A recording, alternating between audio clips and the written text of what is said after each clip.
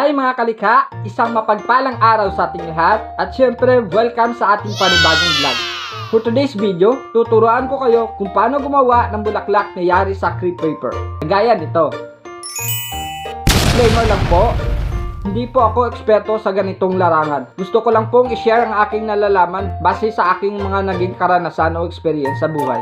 At syempre mga kalikha, kung bago ka pa lang sa aking YouTube channel, please do subscribe, like, share, comment down below para sa mga updated pa na videos na aking gagawin. So wag na natin itong patagalin pa. Kung handa ka na, let's G! A few moments later. At ngayon, heto ang mga gagamitin natin sa paggawa ng bulaklak. Meron tayong ditong crepe paper na may iba't ibang kulay para mas maganda ang ating paggagawa ng ating bulaklak. Meron tayong yellow, red, blue, at saka meron tayong puti para sa ating mix mamaya. Meron din tayo ditong fine wire. Ayan, yung gagamitin natin pang tali. Sunod ay ang ating gunting. Ayan, gagamitin natin panggupit. At cutter. So optional to cutter ha.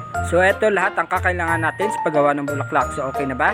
Wow. At ito naman ang kanyang finished product. So napakasimple tingnan pero napaka-elegante at napakaganda. First step ay magpatong tayo ng ilang peraso ng crepe paper. Depende sa inyo kung ilang gusto nyo. Sa akin nagpatong ako ng 6 na peraso dito. Then tinupoy ko ito kabilaan hanggang maubos ang pinaka dulo nito. Sunod ay hatiin natin ito sa gitna. Yan, para makuha natin ang center nito. Then kumuha tayo ng fine wire. Talian natin ito sa gitna para hindi siya gumalaw. Pag sinubukan na natin itong isa-isahin. Ayan.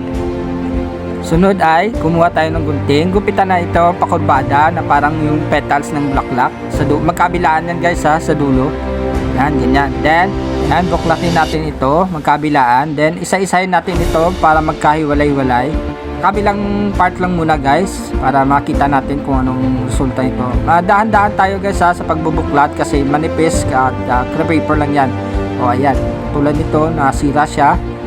Okay lang yan guys kasi kahit kunin natin yan hindi naman masisira yung image ng bulaklak na ginawa natin. So ayan, nakita tayo, ayan, kinuha na natin. So ayan guys, ang ganda tingnan no, color yellow na bulaklak, ayos. O, dalawa na sila. Sunod guys, susubukan natin ang mix. Ganun din guys, same pattern lang tayo. Pero ito, red puti tayo dito guys. So, ganyan lang, hanggang matapos guys.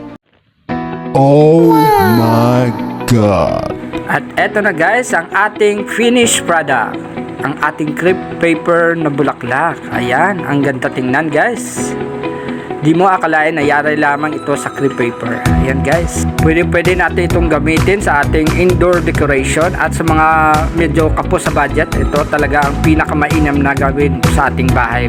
So I hope may natutunan kayo sa araw na ito mga kalikha. Hanggang sa muli, paalam!